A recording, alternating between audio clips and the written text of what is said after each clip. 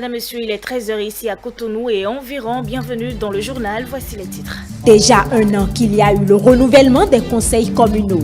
Vous suivrez dans cette édition les impressions des citoyens sur la situation de leur ville après la première année de gestion de leur maire. Télé a consacré à l'an 1 de gestion des maires une émission spéciale. Les invités de Théodule Roussard ont fait le bilan. Et puis célébration différée ce samedi de la fête de la musique, la salle rouge du Palais des Congrès a vibré au rythme des sonorités musicales béninoises. Le compte rendu en fin d'édition.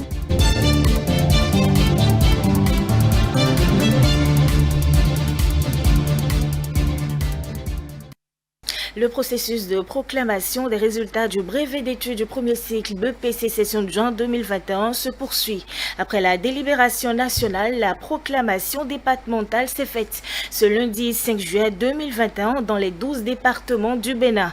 Le point des statistiques du Borgo avec Souanon Inoussa au micro de Dieudonné Babatunde et de Maker Kako. Au plan départemental, les résultats se présentent comme suit. Inscrits modèle long 3952, modèle court 8312, total 12264. Ayant composé modèle long 3839, modèle court 8171, total 12010. Admis modèle long 2583, modèle court 5107, total des admis pour le département 7690, soit un pourcentage de 64,03%. Nous avons enregistré 5 collèges et publics qui ont obtenu un pourcentage de 100%. Il s'agit du CG Gonkparé, du CG Pébié, du CG Nassim, du Britannique militaire de Bembereke et du CG Bouyankou. 9 collèges privés ont réuni un pourcentage de 100%. Il y a le CEPEG Cité du Savoir, le CEPEG Mont Carmel, le CEPEG Impérial Cité des Savoirs de Niki, le CEPEG Espoir Plus, le CEPEG Saint-François-Cole, le CEPEG catholique Marie-Adélaïde de Bembereke, le CEPEG Saint-Augustin Niki, le CEPEG Les Merveilles à Nèmes et le CEPEG Okpara. À l'issue de ces proclamations, les résultats dans les différents centres de composition seront affichés pour que les candidats puissent aller et consulter les résultats. Les épreuves orales sportives vont se faire en 2 jours. La première journée, le mardi 6 juillet 2021, c'est le tour des admissibles des MC seulement. Les ML restent à la maison. Et le lendemain, mercredi 7 juillet 2021, ce serait le tour des admissibles de la série ML. Un an de gestion des maires des communes de Cotonou, Abomey-Calavi, Porto Novo et Parakou. Les équipes de la rédaction ont parcouru les villes pour recueillir les impressions des citoyens sur la gestion de ces maires. Même si pour la plupart ils sont satisfaits, ils souhaitent tout de même un plus grand développement de leur ville. On les écoute. Aujourd'hui, nous avons pris d'abord le 1 an pour connaître les dossiers de la ville de Parakou. À partir du 2e année, nous allons commencer vraiment le développement de la ville de Parakou. Il faut vraiment lancer Alphatage 2 là pour qu'on puisse mieux circuler. Aussi les ponts, ça ne va pas du tout. Le maire Chatokor, le maire Zimé, Chabi Zimé, Inoussa et toute son équipe, les chefs d'arrondissement puissent vraiment se lever, prendre Parakou comme il faut. Et parce que c'est que s'ils le prennent comme il faut, ils auront le soutien des Patrice Talon qui aiment les grands défis. J'ai envie qu'il y ait un grand défi pour son développement parce que je suis déçu de voir seulement que les projets Alphatage et la traversée de Parakou et Cotonou. À part ça, rien. On peut faire mieux que ça, beaucoup mieux que ça. chaque équipe vient avec sa façon de gouverner. Nous allons dire un grand bravo à tout le conseil municipal de la ville de Cotonou qui a su accompagner le maire dans ses idéologies, qui a su lui donner la main afin que beaucoup de choses se réalisent dans Cotonou, dont l'installation du guichet unique dans la ville de Cotonou. Partout où on passe, je pense qu'il y a l'assainissement. Porto Novo a changé, mais il y a encore des endroits où on peut parfaire. La ville a changé, on a eu de nouveaux voies, la lumière aussi. Quand le maire est arrivé, on a vu beaucoup de changements. Toujours par rapport au transport, les hauts parcs là ont cessé par s'installer dans la ville de Porto Novo. C'est un peu l'exemple de Porto Novo. Il n'y a plus de chargement hors parc et autres là. Il n'y a plus ça à Porto Novo. Si nous allons à Boycon, à Dassa, il y a des règlements à suivre. Il n'y a pas ça sur le gare routier d'Abomey Calavi. Ça nous fait beaucoup souffrir. Nous sommes là, nous ne trouvons pas de clients. Beaucoup de clients se positionnent sur la voie. Les gens ne viennent pas sur les gares pour prendre le taxi. Pour la rue des voies, par rapport aux travaux, aux chantiers, tout ça, il y a de l'accélération et certains ruelles ont été faits, tout ça. Il reste à mettre de la lumière par rapport à la lumière à la voie, lampadaire, tout ça, pour que nous avons plus de l'éclairage. C'est passé un temps.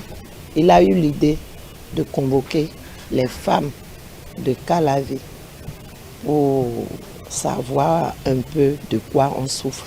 Ils ont commencé les voix. Déjà, j'applaudis un peu, mais il faut qu'ils nous convoquent, qu'ils nous écoutent. C'est surtout la réunion là que je veux que notre maire, M. Arwandjinou, pense à nous.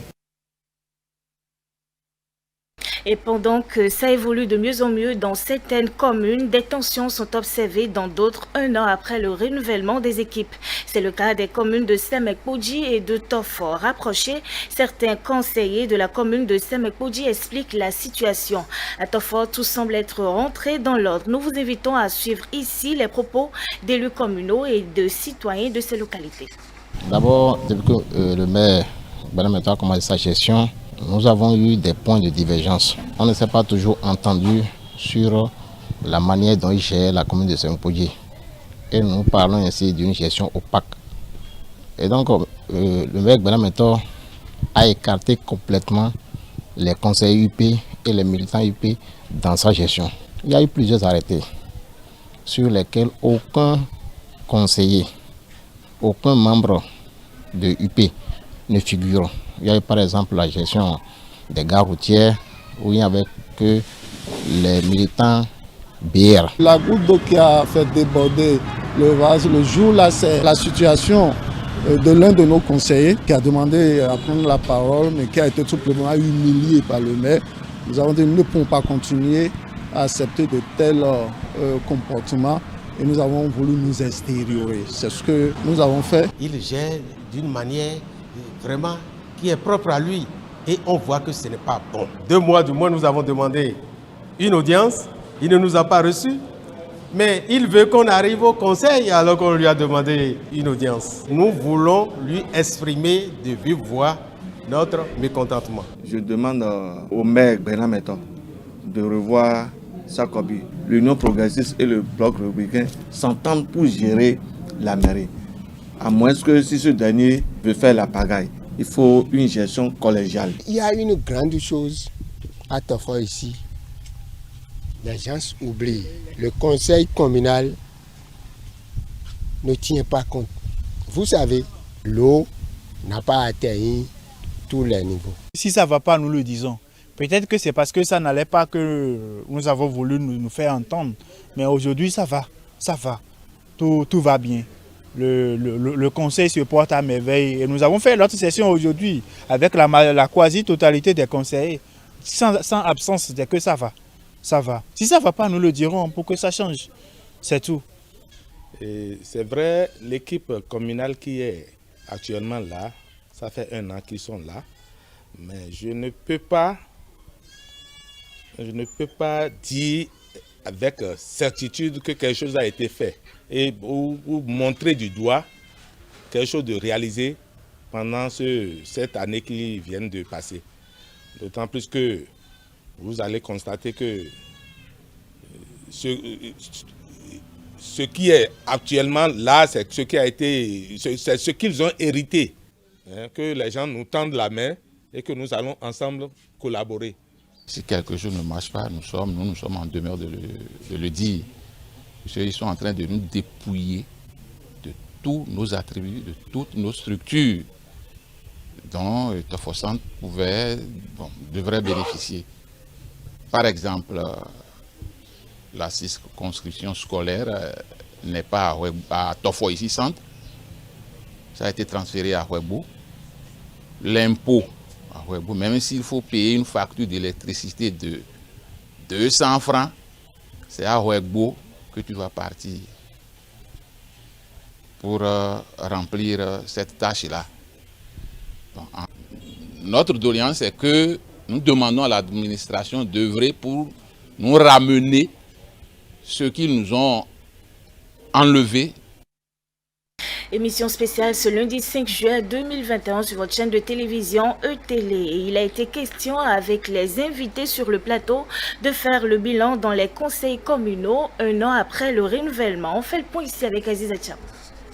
Déjà 12 mois que les conseils communaux au Bénin ont connu un renouvellement. Un an après, l'heure est au bilan à mi-parcours. Pour Franck Kenevo, expert en décentralisation et en communication, il y a eu de nombreuses réformes qui forcent l'admiration, même vision partagée par son vis-à-vis, Moukaram Badarou, ancien préfet de Lomé Plateau. C'est 1 an sur 6, donc on peut supposer que c'est l'année bonus qui a été utilisée par les maires pour vraiment se mettre en place. Cette année bonus a permis donc aux conseils communaux et municipaux et aux maires de mettre en place un certain nombre de bases pour la gestion. J'ai apprécié la diversité des initiatives qu'on a pu observer à Porte-Novo par exemple. C'est sur le territoire que le maire a voulu travailler. À Abomey-Calavi, c'est une assemblée générale citoyenne, les états généraux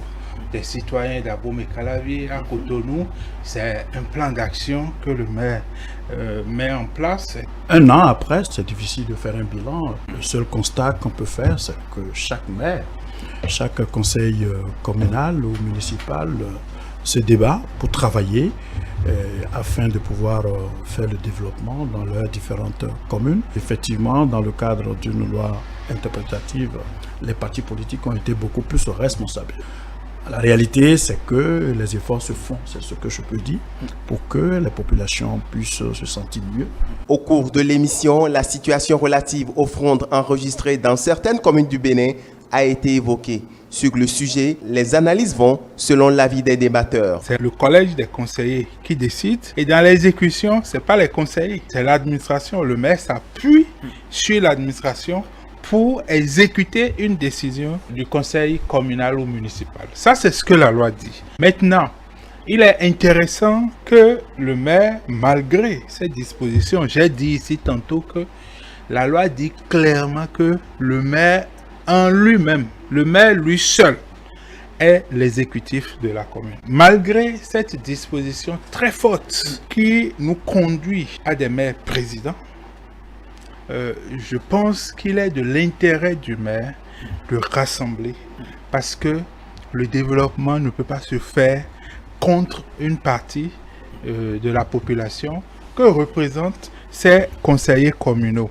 Le maire doit travailler à se faire entourer, à avoir un cabinet dans lequel il y a toutes les compétences. Parce que le maire, a priori, c'est d'abord un acteur politique. Les maires sont relativement stables pour pouvoir travailler, de sorte qu'au niveau de nos communes, que ce soit la gestion réelle pour le développement qui soit, et non l'intérêt glouton du conseiller communal ou municipal, ses intérêts personnels, et ceci au détriment des populations. Donc aujourd'hui, il faut saluer cette sorte d'épée de Damoclès qui pèse sur eux et qui les amène à un beaucoup plus de sens de responsabilité dans la gestion de la commune. Il est clair donc que pour les 5 années restantes, les maires ont pour obligation de travailler d'arrache-pied afin de booster véritablement le développement dans leurs différentes communes. La deuxième édition du concours de musique live et acoustique Talent to Sing a connu son épilogue ce dimanche 4 juillet 2021 à l'espace culturel Mwendekbe à Parakou. Au thème des 6 mois de challenge, Seriki Mujibatu remporte le premier lot.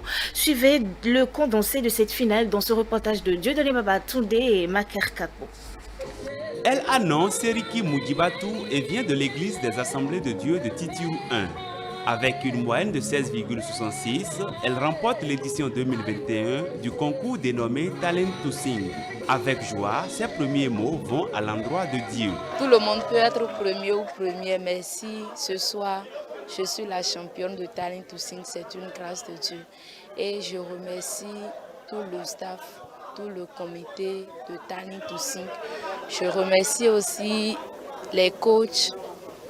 Je remercie aussi mon CEO qui a fait un bon travail. Que Dieu le bénisse. Talent to Sing est une initiative de jeunes chrétiens évangéliques qui ont à cœur la détection et la promotion de jeunes chantres de l'Éternel. Beaucoup de difficultés rencontrées, mais les organisateurs peuvent compter sur certains partenaires sûrs. Dans un premier temps, je tiens à remercier le Seigneur qui nous a assistés depuis le début jusqu'à la fin. On n'y croyait pas, mais ce soir, vraiment, on ne s'attendait pas à voir un public pareil. C'était une grande surprise. Nul n'a les moyens, mais c'est le Seigneur qui fait son œuvre. On a eu toujours l'appui technique, matériel, et c'est ça qui fait le succès de Talent to Sing, parce qu'on a des partenaires qui sont fidèles. Quand ils promettent, ils le font.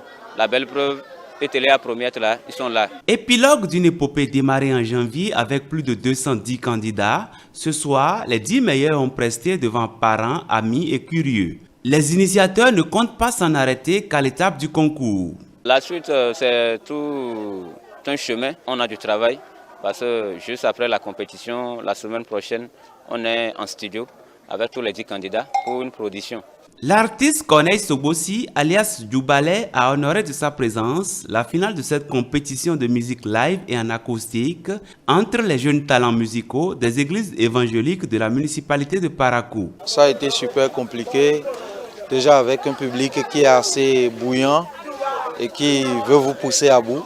Donc si vous allez vous laisser guider par juste le sentiment ou ce que le public est en train de dire, je crois qu'il y aura beaucoup d'erreurs. C'est magnifique, c'est très beau que des jeunes aient de ces initiatives et les conduisent jusqu'à la fin. Vous savez, parce que c'est la fin de toute chose qui est très très importante.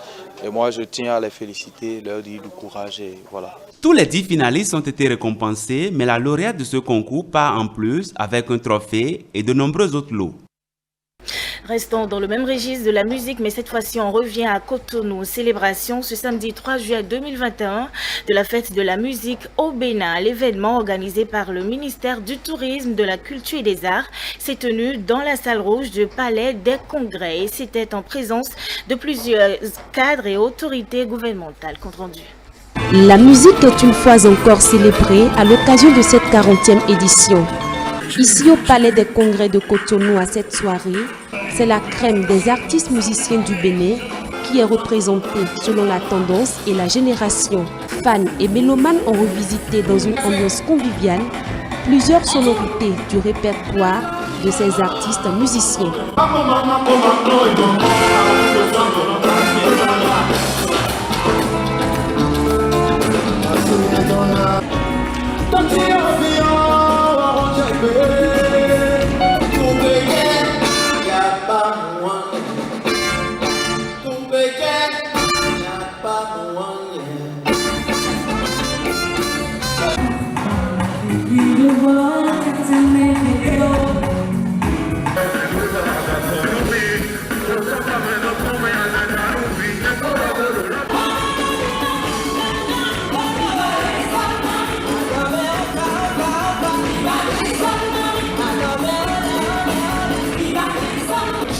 Moment de joie et de gaieté aux différents invités de cette soirée.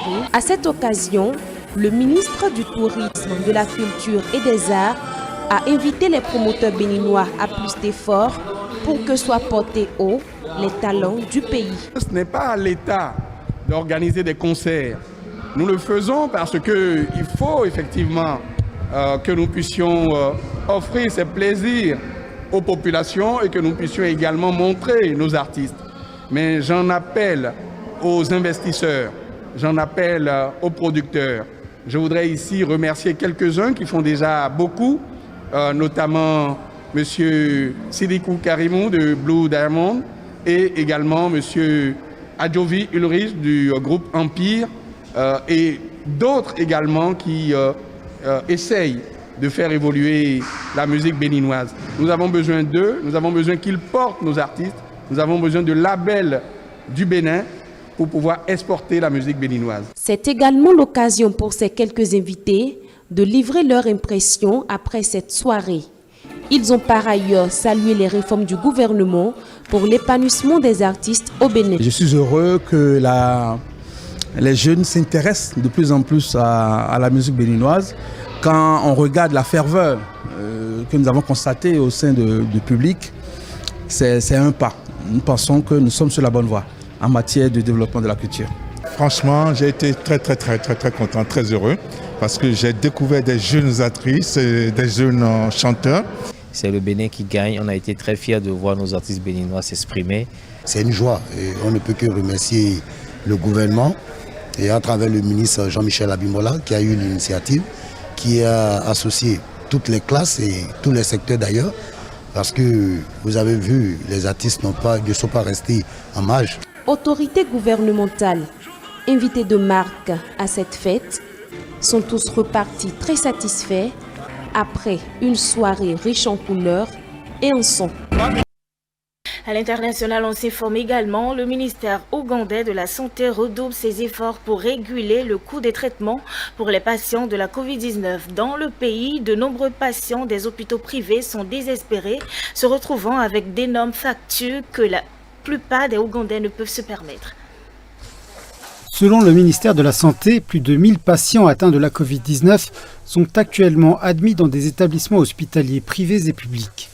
Mais le coût du traitement dans les établissements privés est une préoccupation majeure. Des patients ont dû rembourser près de 15 000 $ et parfois plus pour leur hospitalisation.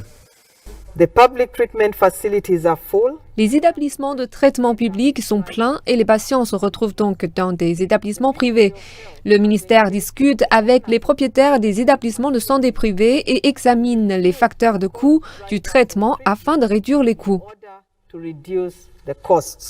Les frais forcent les Ougandais à chercher d'autres alternatives, qui sont souvent des remèdes à base de plantes.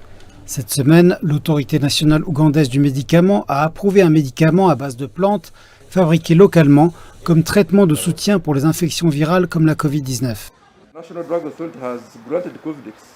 L'autorité nationale du médicament a accordé à Covidex son approbation sur la base de l'évaluation initiale, de la littérature publiée et des études de sûreté conduites par l'innovateur. Le produit tire sa formule de plantes médicinales qui sont utilisées traditionnellement pour soulager les symptômes de plusieurs maladies. Et ces plantes sont connues. L'Organisation mondiale de la santé a toutefois exprimé des inquiétudes quant à cette approbation. C'est pourtant une période difficile pour l'Ouganda, confronté au début d'une deuxième vague. À la mi-juin, l'Ouganda a enregistré 1564 nouvelles infections en une seule journée, ce qui constitue le nombre le plus élevé dans le pays. Et la pénurie en lits de soins intensifs et en oxygène a aggravé la situation. Le ministère est conscient de la nécessité d'accroître l'accès à l'oxygène médical dans tout le pays. De grands progrès ont déjà été réalisés avec la mise en place dans tout le pays de machines pour produire de l'oxygène dans les hôpitaux de référence nationaux et régionaux, dans lesquels la capacité était adaptée aux exigences pour l'oxygène non dédié au traitement de la Covid-19. L'Ouganda n'est parvenu à inoculer que 861 000 personnes. Le ministère de la Santé s'attend à recevoir 285 000 doses supplémentaires ce mois-ci, dans le cadre de l'accord de partage de doses via l'initiative COVAX. Il est également prévu d'acheter 2 millions de doses du vaccin Johnson & Johnson. Merci Madame, Monsieur d'avoir suivi cette édition. C'est la fin. Vous pouvez toujours nous suivre sur nos différentes plateformes digitales www.etelebena.com, sur Facebook et YouTube eTélé Bénin tout simplement.